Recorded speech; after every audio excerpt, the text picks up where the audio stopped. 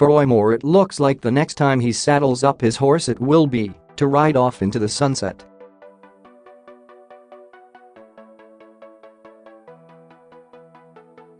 The maverick Christian conservative who enjoyed the full-throated support of Steve Bannon, the slightly more tempered endorsement of Donald Trump, and the outright antipathy of certain sections of the GOP, has failed in the reddest of red states.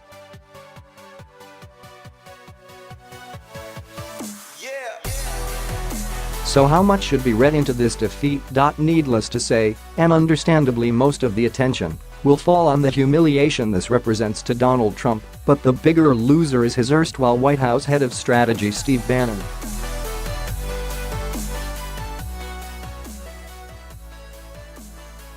Alabama was to be the Petri dish for next November's midterm elections. Alabama would show that rabble-rousing, right-wing, anti-establishment, swamp-draining insurgents could take on the Republican Party grandees in primary races and then cruise to victory afterwards in the main election against the Democrats.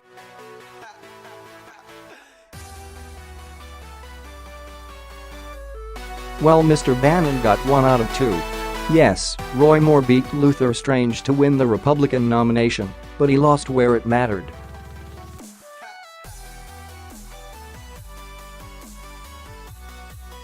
And that is calamitous for Mr. Bannon. Roymore defeat in Alabama, 5 consequences.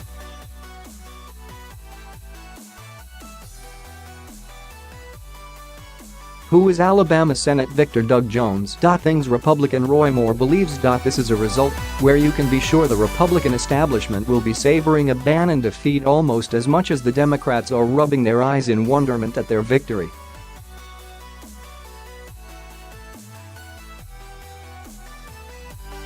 Mr. Bannon, the self-declared Leninist wanting to rip down the walls of the establishment, looks a weaker man today.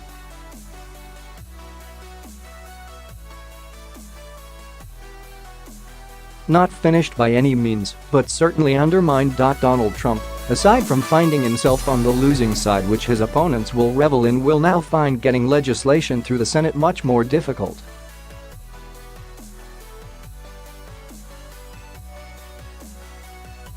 There will now be 51 Republicans and 49 Democrats. It means the awkward squad in the GOP now have much more leverage over legislation.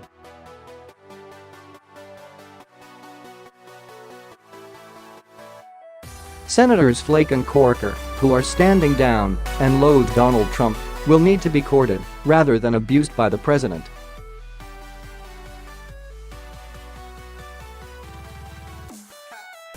Those of a more liberal bent might seek to rein in the president's more far-reaching proposals.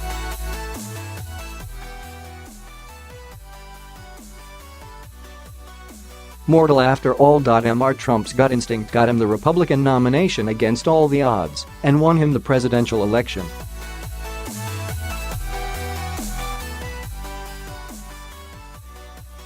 But on Alabama he's now found himself on the losing side twice. First backing Luther Strange and then, after he lost, getting behind and more importantly sticking with Roymore, even when it became clear he was a political liability after repeated allegations of sexual abuse against teenage girls emerged.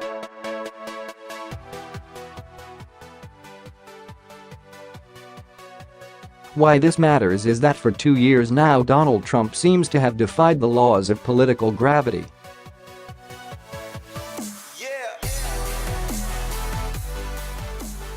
Say what you like, insult who you like, do what you like, and when Newton's law is suspended no harm will come to you.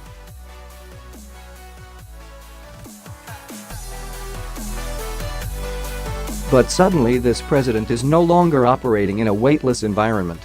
He has tumbled to earth with a bump.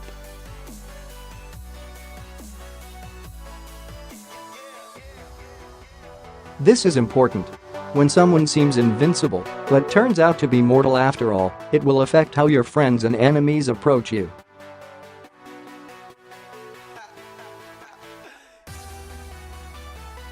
They might become less fearful. Now, let's say a word about the real winners in all this, the Democrats.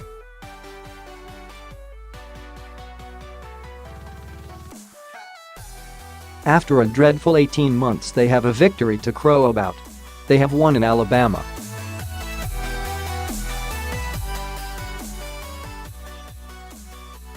Alabama, for goodness sake. Surely this is the platform for sweeping the board at the midterms, taking back control of Congress.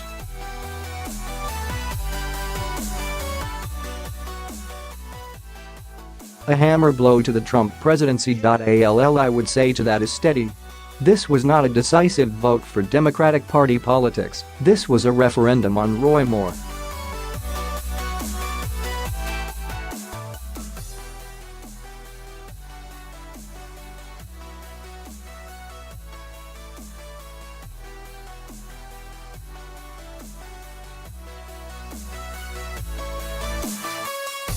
And what is it the Democrats stand for?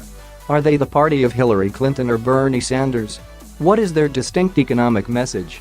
How do they win back the blue-collar workers and a lot of other groups besides who went over to Donald Trump in 2016?